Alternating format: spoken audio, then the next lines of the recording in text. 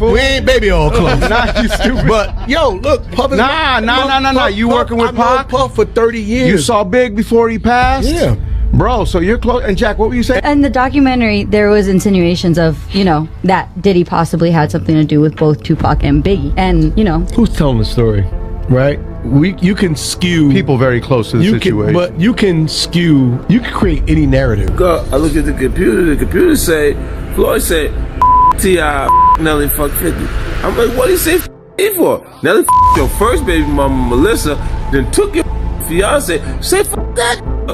People would think it would be unethical, especially if you've been accused of such things, to be the person blowing the whistle on other people being accused of such things.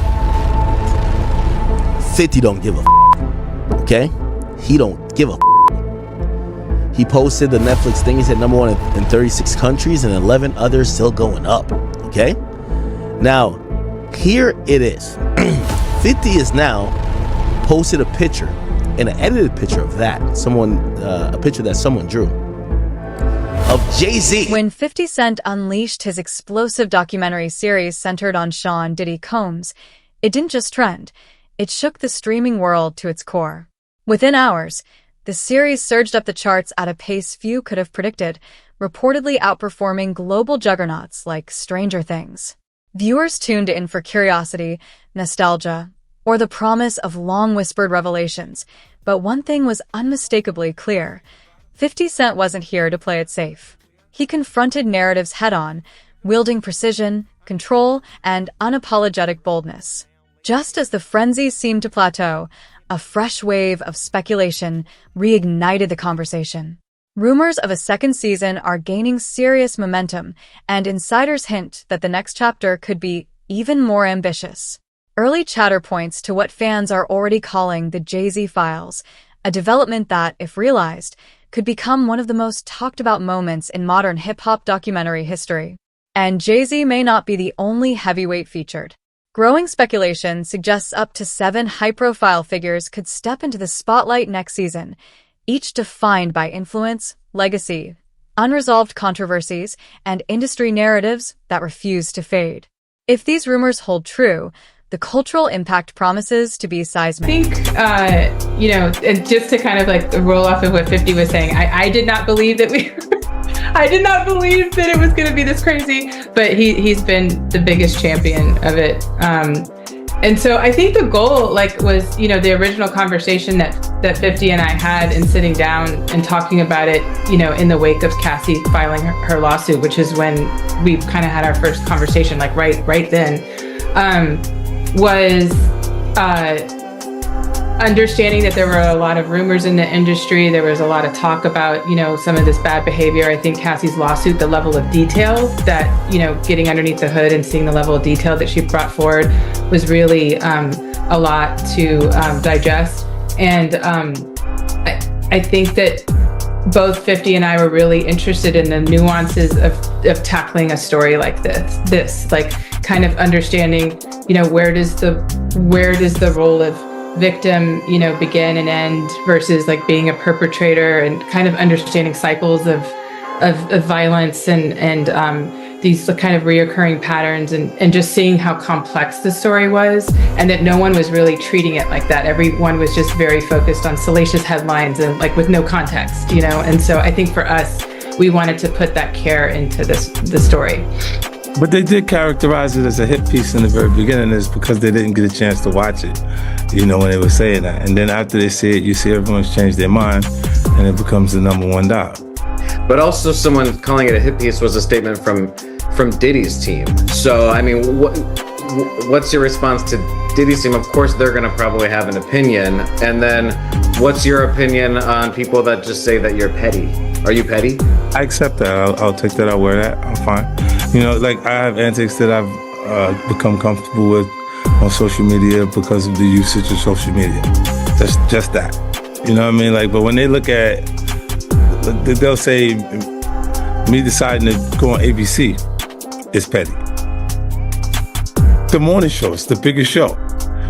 These people, they came from, it's a great opportunity to be on that actual platform, but they looked at it further and said, it's airing in prison, so this would be why I would like to do that. And it didn't come across as a reason not to. Of course, I was aware that it would be airing. And for both of you, one of the other questions fans are asking is, there are a lot of great and powerful interviews in this, but where are A-list celebrities? Where are people in his orbit that remain silent? Like, they've never really even spoken out against the allegations or anything that's going on. Are people just concerned about their careers? Are they afraid to speak out? Because I remember Harvey Weinstein, right away everyone was like piling on and talking. Why is everyone afraid to say anything about Diddy? It's a part of the hip hop culture. Like, they think that they are telling something, or just mind your business type of thing. Like, so if there's no, other than that, you would look, if I wasn't saying the things that you heard me say, there would be nothing being said at all. So it'd just be, you would assume that the culture is for those When behaviors. early buzz about season 2 of 50 Cent's gritty Netflix series began circulating, one unexpected name quickly surfaced: Marlon Wayans, the comedian famous for Scary Movie and White Chicks. On the surface, it seemed like an odd pairing, almost random. But recent tension between the two made the speculation impossible to ignore. The friction first came to light during an interview in which Wayans was asked about the documentary. Instead of offering praise, he urged caution, describing the situation as deeply personal and shaped by years of unresolved conflict. He emphasized accountability, timing, and the fact that actions have consequences, especially under the glare of public scrutiny. Wayans didn't overtly defend anyone. He questioned the intentions behind the project and reminded audiences that documentaries rarely capture the full, unvarnished truth. His remarks didn't sit well with 50 Cent. Within hours, he fired back on social media with his signature sharp wit, using memes, bold visuals, and playful nods to Wayans' past comedic roles to seize the narrative. What began as a measured difference of opinion quickly escalated into a viral showdown. AI-generated images, relentless posts, and nonstop commentary turned the exchange into a public spectacle, magnifying anticipation and leaving fans eager to see exactly what season 2 will uncover. Time for a social media beef with 50 Cent. What was it like in the family chat? My brothers, they were funny. Damon was like, why you pick the biggest brother? He's on gamma rays. Stick to beefing with Soldier Boy, Kevin Hart, people that we can beat. You fight him. Leave guys that got shot 9 times alone. He survived 9. And so I backed out. I just said his name. They asked me about the documentary. I was like, I didn't see it. And then they asked me about it, and I just gave my opinion. I was just like, I don't think brothers need to be quarreling in public like that. And then what I get into? A public quarrel with a brother. And I just think it was bad for the culture. And so I kind of backed out. I don't even say that name anymore. If you ask me, hey, you got change of $1? I need a $50. So you need a $50. All right, so I'm gonna make it abundantly clear. I'm not here defending Diddy. I am here because I got dragged into this because somebody asked me a question and I had an opinion. Nobody's wrong for giving an opinion about any subject, period. I'm not here defending Diddy. Don't let the narrative fool you or get to you. Once again, somebody's creating narratives. This is my point. So please look at the whole clip that I did and then look what happens with the narrative. And that's what I'm telling you. Y'all people don't be sheep. Use your brain, use your freedom of thought, freedom of speech, and don't ever let nobody bully you. Never. Don't let nobody bully you. You got me? Love. Now back to trolling this troll. What makes this clash so irresistible isn't just the star power, it's the timing. The tension erupted at the exact moment the documentary chatter was peaking, transforming what might have been an offhand comment into days of non-stop online sparring and viral meme battles. Marlon Wayans has insisted his remarks weren't about defending anyone or taking sides. For him, It's about perspective, balance, context, and the responsibility that comes with shaping narratives that carry real weight. But to 50 Cent, and to legions of fans watching every twist unfold, the message landed differently. His rapid, sharp response hinted at something deeper simmering beneath the surface. This is no longer a comedian offering outside commentary. Intentionally or not, Marlon Wayans has been pulled from the sidelines into the heart of the story, now a key player in a saga that shows no signs of slowing down. You think about the back and forth between 50 and Marlon Wayans. With him and Marlon Wayans, I don't understand, Marlon got his own opinion, just like everybody got an asshole. He got his own opinion too. You know what I'm saying? And he's gonna say whatever he wanna say. But when you know somebody is going to war or don't like somebody or somebody got a beef with somebody, unless you wanna be a part of that beef or take a part of that, why you gonna get involved in it? You understand? Keep your opinion to yourself. If you know those two people got a beef and you got a voice out here. Marlon got a voice because he comes from that family that has done crazy, comedy shows and things for our community as far as being the elites of the comedy world and then of the movie world. And he comes from that family, bro. So, you putting his voice and saying that 50 is doing something wrong and stuff like that. People can't tell people what to do and how to do with their lives and with their time and everything like that. And if he's going against Puff and he's putting stuff out there, that's his business. That's him and Puff's business. You understand? Like people try to say I'm doing something wrong. That's me and Puff's business. You understand? No, but it's all right for him to send dudes to try to do something to me. It's all right for him to, send people or get them information so I can lose my job. It's all right for them to do the they do, you understand? But when they see somebody like me or doing it back or saying something, I gotta be some broke this, I gotta be some jealous this, I gotta be some hating ass and stuff like that. No, this is war. You understand? I might not have the ammunition he have, I might not have the people that he have. So for Marlon Wayans to go at 50 like that, both of them got money. You know what I'm saying?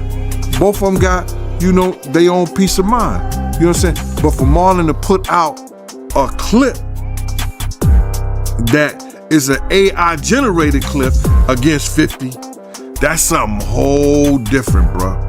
That's something whole, and I see that's happening right now. They got a clip of me holding a picture of Diddy and I think it's 50 or somebody in the bed together. You understand? I ain't never had that picture right there. You know what I'm saying? I ain't never seen that.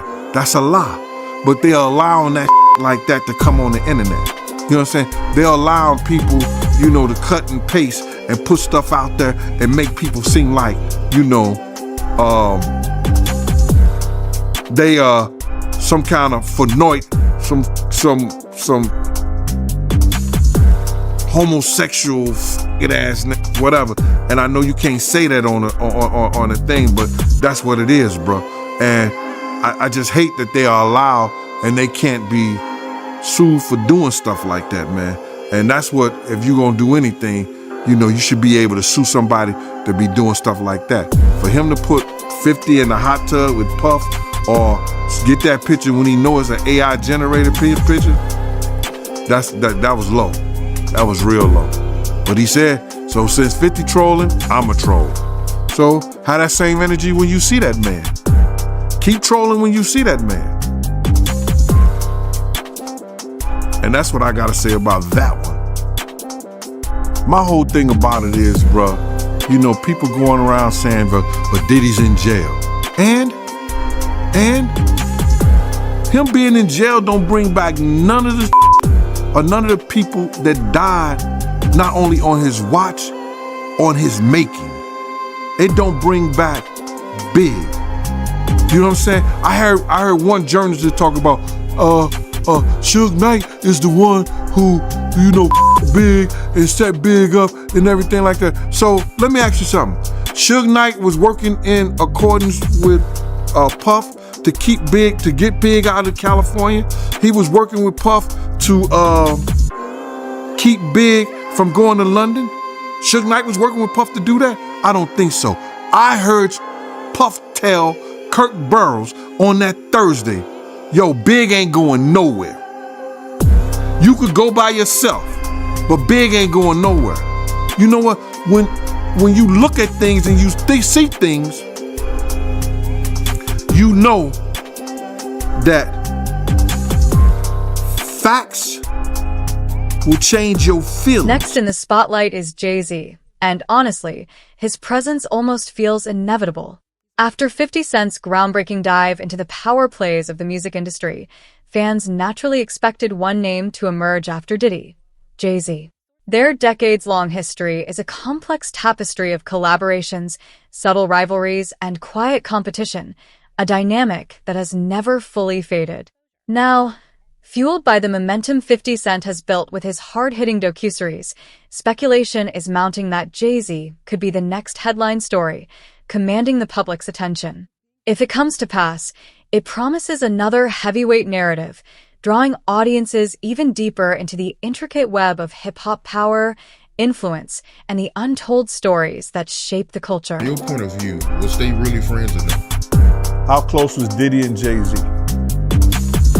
They was close enough that they wasn't playing basketball, they wasn't playing baseball, they wasn't playing football, and they wasn't playing hockey or soccer for Diddy to come on stage, pat him on his ass, and then make the statement to people in the world that can't nobody call me Sean but Jay-Z. Now, I don't know what kind of statement, and I can't say, I wish I could say half a homo, but I know I can't say it, but I don't know what kind of half a homo that is, and you trying to say that you're not close to somebody. You coming on stage, patting them on their ass, and then you making a broad statement to the public, can't nobody call me Sean but Sean Carter. And I heard Jay-Z said the same thing about them. But they were so close that they had matching white girls together. Because when they used to see each other, they used to say, yo, how your skinny white girl doing? He'd be like, yo, how your skinny white girl doing? So, I guess that's a certain type of close. 50 Cent has been fueling the speculation on Instagram, and his moves feel anything but accidental. A recent post featuring Jay-Z sent engagement skyrocketing, with comment sections exploding as fans eagerly predicted a future season centered on the mogul.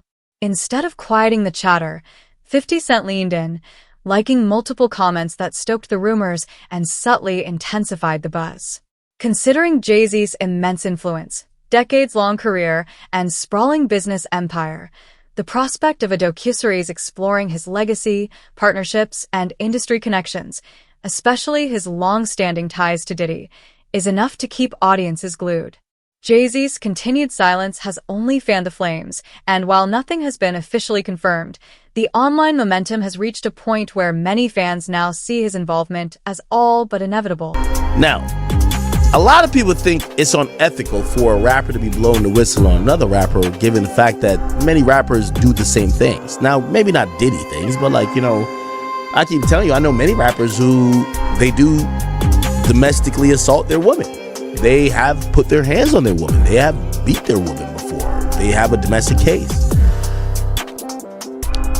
People would think it would be unethical, especially if you've been accused of such things, to be the person blowing the whistle on other people being accused of such things. 50 don't give a okay? He don't give a He posted the Netflix thing. He said #1 in 36 countries and 11 others still going up, okay? Now, here it is. 50 is now posted a picture, an edited picture of that. A picture that someone drew of Jay-Z. And 50 said, please stop sending me stuff like this. I'm not going to post it. But of course, he's being facetious because he posted the picture that he claimed he wouldn't post. Now, that's not the interesting part, y'all. The interesting part is when you look at it, 50 was in the comments here, and he was liking posts. You can't see what the author, which would be 50, likes. But 50, and I guess I could post it on, give me a second. I could post it on our burner page.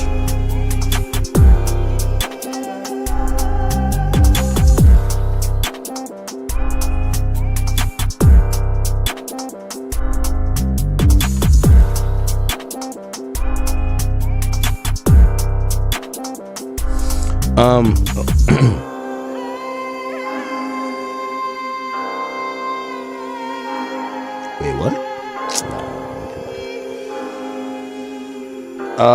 Wait. Give me 1 second, y'all. Give me 1 second. Every time I open my phone, I see like a million different things. Anyway, because I don't want to slow the stream now. 50 is liking these comments, and these comments are saying, yo, do the documentary on Jay-Z next, right? Oh, actually, people posted on Twitter. So they're actually saying, and they're encouraging, and 50's liking it.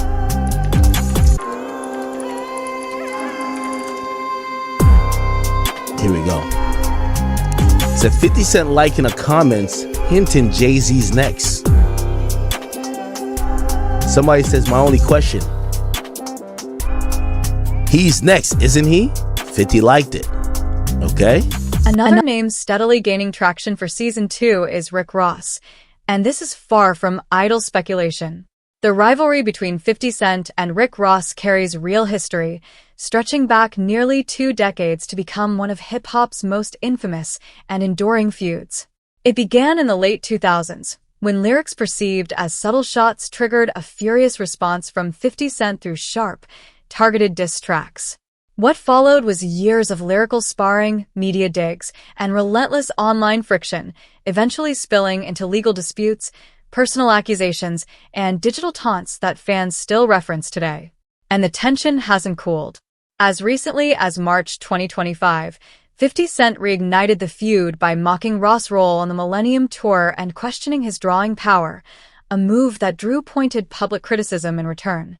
Now, with the documentary gaining momentum, 50 Cent appears ready to revisit this decades-long rivalry, signaling that this chapter could become its most explosive and high-stakes installment yet. Hey guys, I just saw a very unfortunate situation that took place in Canada, and I wanted to say to everyone, that I hope that brother made it home safely. I hope that he now has a different perspective and a better sense of what to do and what not to do while you're out in the world.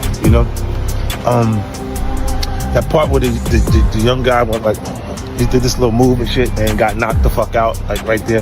That does not reflect him. That reflects his camp, and he might need to go get the Dream Chasers or the 305 Killers. Number 4 on the radar is Janice Combs, a name that rarely headlines but could prove to be one of the most revealing pieces of the puzzle if season 2 dives into the forces that shaped Diddy. As a single mother who raised him largely on her own after his father's early passing, her influence on his formative years was profound. A former model and teacher's assistant, Janice juggled multiple jobs, working tirelessly to provide stability, opportunity, and education. She has been vocal in challenging what she describes as inaccuracies in the documentary's portrayal of her family life, insisting that her household was built on sacrifice, discipline, and care, not dysfunction. Yet, conflicting accounts from those who knew the family at the time add tension, painting a picture of a home marked by adult environments, blurred boundaries, and experiences that may have exposed a young Diddy to circumstances beyond his years. Explored with nuance, Janice Combs' story could become one of the series' most complex and consequential angles, offering rare insight into the roots of a legacy that continues to captivate and spark debate today. I've already said that I believe that he was victimized, and I think it happened long before the industry. You know, people really don't want to look closer into his childhood and to what his mama had going on in that house. God knows what he saw and what happened to him in his own mama house. All of those strangers, them up involved, looking around, seeing what was going on. And let's just be clear, it sounds like her house was a house of, you know, professional freak-offs. So who knows what he saw or what could have happened to him while she was busy entertaining people and pouring and getting tips, as she would say, for her after-hour life. Oh yeah, he was. I'm gonna say he was surprised to hear that. School bus driver. No, was he surprised or was he like, zip it, you talking too much? Because that's what it looked like to me. It looked like you talking a little bit too much. They don't need to know about that. While she was sitting there, oh, because I was a bus driver and I was this, and I worked at the after hours. And I would pour them drinks and they would give me big tips. She didn't say it just like that. Big tips. You know, in big pimpin', spending cheese. In Sean's own words, in Diddy's own words, he had said he had a sigh of relief learning that he was the son of a hustler or a gangster. Like he wanted that status. He wanted to say that he was a sigh of relief is a wild thing to say, that your daddy was a gangster or a hustler. That's what you heard that he was. Well, I mean, like Tim said, they had a bunch of blaxploitation movies being played around the house all the time. They grew up with the Mac playing. They grew up with Superfly playing. Like, I mean, if that's what you got going on, you got two women in the house and there's no men around, and these are what the little boys are watching. You got basketball players coming over late at night. You got hustlers coming over, PIMPs coming over, women who look like they were modeling for Jet Magazine coming over. Like, it sounds like the nature of the environment is what shaped their perception of what cool Another was. name emerging for season 2 is Ray J. And anyone thinking 50 Cent would avoid this territory is likely mistaken. While Ray J isn't typically grouped with industry heavyweights like Jay-Z or Diddy, his name has a way of resurfacing at the most unexpected moments, and 50 Cent has never shied away from revisiting old chapters. Their connection isn't rooted primarily in music, but in moments of controversy. A long-distance backstage incident in Las Vegas involving Ray J and Fabulous has been publicly revisited by 50 Cent, who approaches it with a mix of humor and skepticism, downplaying the drama while questioning the prevailing narrative. More recently, 50 has kept Ray J within his orbit by reposting clips from his media appearances, often with commentary that feels deliberate rather than incidental. Taken together, the pattern suggests that Ray J is far from background noise. He could very well be another calculated piece in a larger storyline, one that 50 Cent seems poised to amplify as season 2 unfolds. Now, as a journalist, you heard me say what I said, and that's kind of what cranked this whole thing up. But then fast forward to the documentary.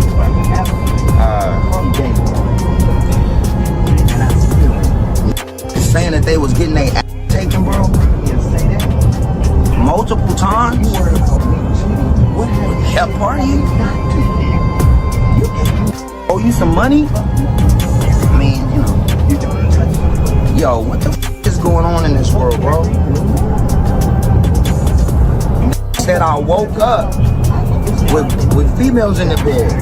Then I woke up and Diddy was in the bed. What was Diddy doing in the bed, bro? Ooh, man, I went and took a and my coming out way more runnier. I'm feeling sore around the rear end area. I know what happened. I've been taken. I've been taken, and now I'm still here partying, acting like nothing. Another figure capturing attention for season 2 is Stevie J, and this case stands out because it's less about rivalry and more about loyalty and public alignment. A longtime member of the bad boy circle as a producer and industry insider, Stevie's vocal support of Diddy during the fallout from the Reckoning docuseries immediately drew attention. Rather than staying silent, he openly declared his readiness to stand by Diddy and defend him, a bold statement that sparked instant online reactions. Naturally, 50 Cent seized the moment, responding with his trademark sharp humor and calculated teasing, turning Stevie's declaration into viral fuel and putting it squarely in the spotlight. But 50 Cent didn't stop at mockery. He questioned the credibility of that loyalty itself, leaving fans to wonder how far such allegiance would truly go under real-world pressure. This dynamic added yet another layer of intrigue, making Stevie J a key figure to watch as Season 2 continues to weave its web of influence, alliances, and high-stakes drama. Curtis, what's good, man? You and your feelings about Daphne? Is she with gang them? Or is it that you sucking little Rod dick? However it go, I want you to fade. All that. Since it's entertainment, let me beat the out of you on TV or something. Don't duck that. I'm calling you out. What you want to do, Curtis? Curtis! That's to myself. Fine with it. That's all you gotta do. It's ready. That's all I gotta do. Think somebody want to fight with my shit.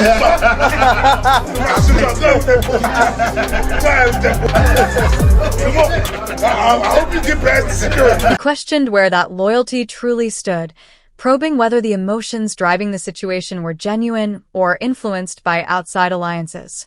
Then, making his intentions unmistakably clear, 50 Cent framed the moment as pure entertainment, insisting it be resolved publicly. He openly challenged the other side to face him on camera, leaving no room to dodge the issue or hide behind excuses. Calling them out directly by name, 50 Cent made it clear he was fully prepared to stand by his words, ratcheting up the tension with unshakable confidence. The statement ended with a daring provocation, essentially daring the other party to move beyond security and prove their commitment to action, not just talk.